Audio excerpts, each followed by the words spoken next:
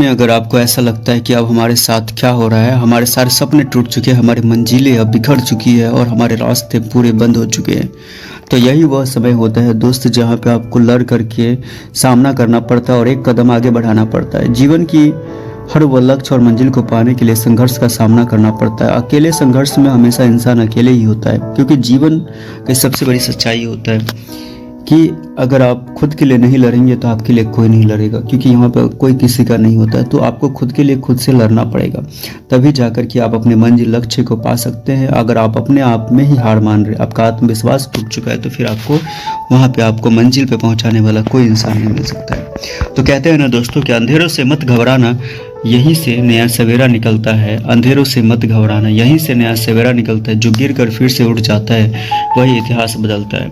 हौसलों की आग दिल में जलाए रखना, मुश्किलों को मुस्कुराए हराए रखना। मंजिल खुद कदम चूमेगी एक दिन, बस अपने सपनों को जिंदा बनाए रखना। किस्मत भी उसी का साथ देती है जो मेहनत से रिश्ता निभाता है। जो हार के बाद भी लड़ता है वही जीत का ताज पहन पाता है।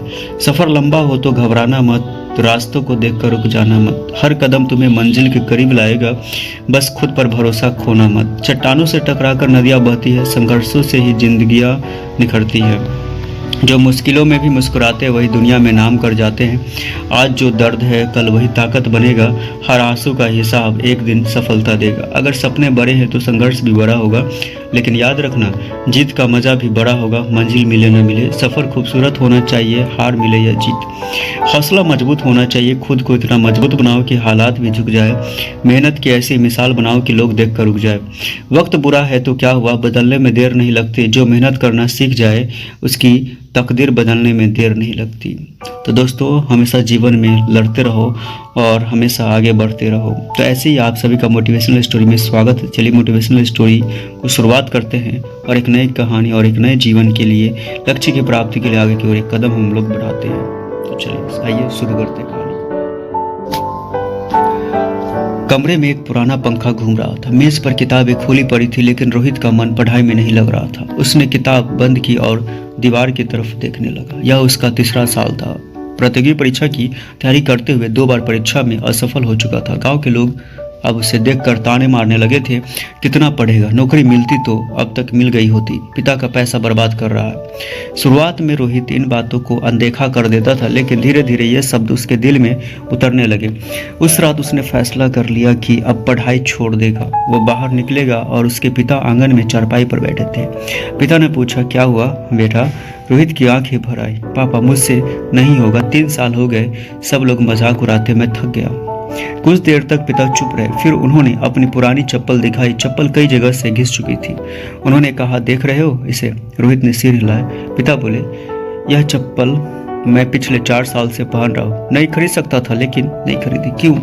क्योंकि मैं चाहता था कि जिस दिन मेरे बेटे की नौकरी लगेगी उस दिन सबसे पहले अपने लिए नई चप्पल खरीदूंगा। रोहित एकदम शांत हो गया। पिता की आंखों में आंसू थे, लेकिन चेहरे पर मुस्कान थी। बेटा, मैं गरीब हो सकता हूँ, लेकिन मेरे सपने गरीब नहीं है। उस रात रोहित सो नहीं पाया। पहली बार उसे अपनी असफलता से ज़्यादा अपने पिता का संघर्ष दिखाई दिया। अगले दिन उसने फिर किताब खोली, इस बार किसी को गलत साबित करने के लिए नहीं, अपने पिता के सपने पूरे करने के लिए। उसने सोशल मीडिया छोड़ दिया, दोस्त की बातों पर ध्यान देना बंद कर दिया। हर दिन थोड़ा थोड़ा पढ़ता रहा, कभी 5 घंटे, कभी 8 घंटे, लेकिन रुका नहीं। 1 साल बाद रिजल्ट आया। रोहित का चयन हो गया था। जब वो नियुक्ति पत्र लेकर घर पहुंचा तो उसकी मां रोने लगी। पिता कुछ नहीं बोले, बस अंदर आ गए और पुरानी चप्पल उतार कर बाहर रख दी। रोहित समझ गया। उस दिन वो अपने पिता को बाजार ले गया और सबसे पहले उनके लिए नई चप्पल खरीदी। चप्पल की कीमत सिर्फ 400 रुपये थी, लेकिन रोहित के लिए वह दुनिया की सबसे महंगी चीज़ थी।